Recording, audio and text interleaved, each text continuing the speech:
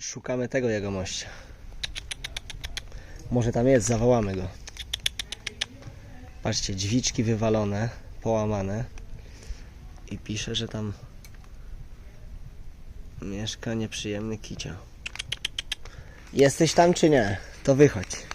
Zobaczymy, czy jesteś taki niedobry.